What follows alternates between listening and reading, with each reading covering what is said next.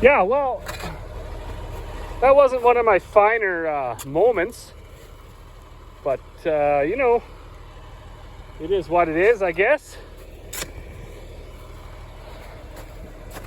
What I was trying to do was clear this big frozen pack of snow so the water could run down the ditch, but now I'm stuck.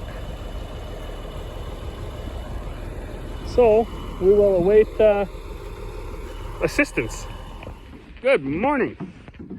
Well, it's Saturday. I was out earlier, loaded up a tote for a guy. Apparently they got some cattle they're going to run through and vaccinate and do all that stuff. So he wanted to get an early jump on his molasses pickup.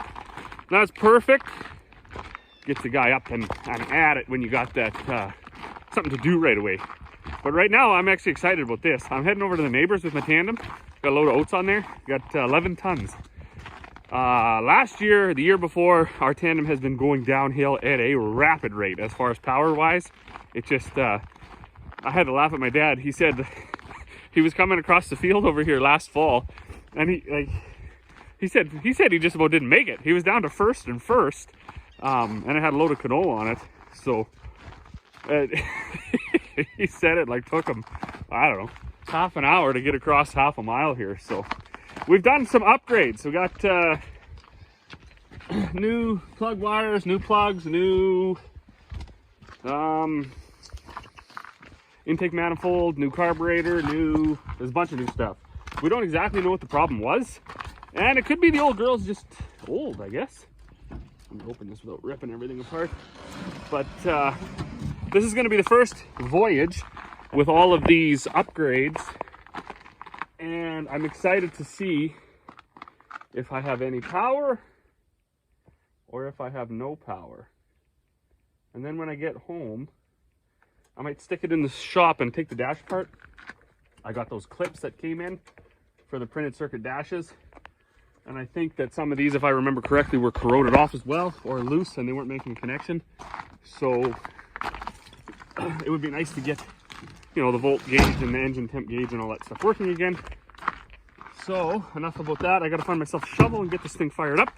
And we're going to head over there. It's about -5, so you want to get this trucking stuff done on the frost. Then you don't get mud everywhere.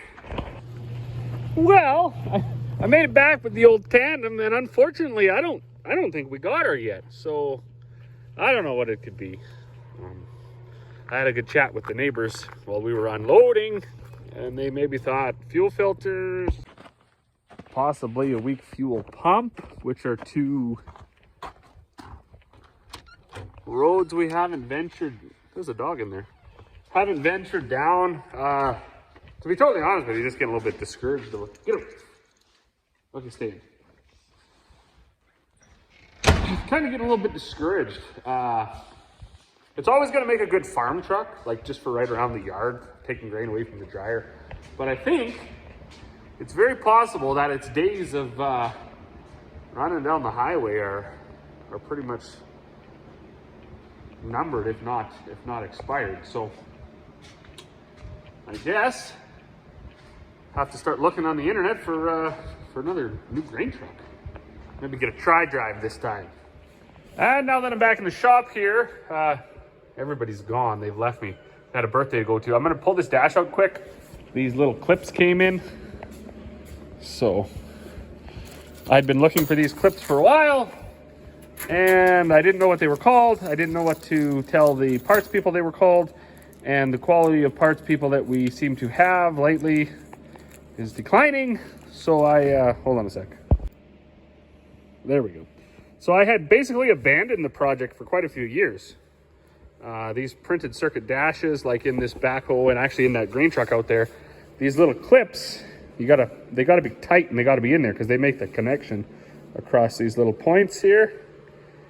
So I'm gonna pull this out.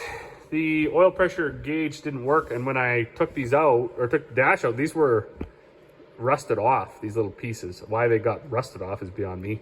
And then some of them were flimsy. So I don't know, that could be a cheap fix if it works. Let's pull the dash out and put the ones in that need to be in and see if it works. So once again, here's the back of the dash, and you see like they weren't even in here in this bottom one. What does that bottom one do? There's a fuel, the oil temp one. Some of them are real loose and some of them are tight. So I'm going to switch them out. The voltmeter worked. Those ones seem to be in there. What's that one for? Water temp. That one worked too. This one is missing. I think that's the oil. Volts, no. Anyways, which one's the oil temp? This one. That one's loose. Anyways, let's switch them out and see if it works or if it doesn't work. Probably won't work. Probably just be a day of shit that doesn't work, but we'll see. Okay, well, they're all in there now. So, nothing left to do but reinstall the dash and wait for it to still not work, and then realize that I spent $70 on a bunch of these little clips. I'll keep these old ones too, just because it's nothing like misery, self-inflicted, when you put shit that didn't work back in the bag, put it on the shelf, and then you think you got something, and you look in there, and 10 years down the road, you're like, oh shit, they don't work anyways. It's one of those days.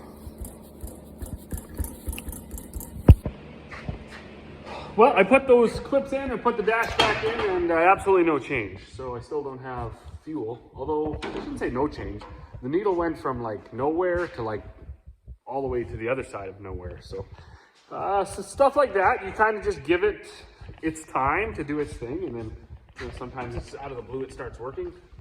So maybe that'll happen. What I'm going to do here right now, though, I'm going to put some more coolant in the old girl. And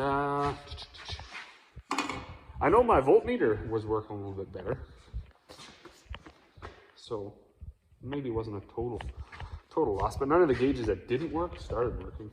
But I'm going to throw a little bit of coolant in here because it was down a little bit, and I'm going to put half a can of that stop leak or whatever.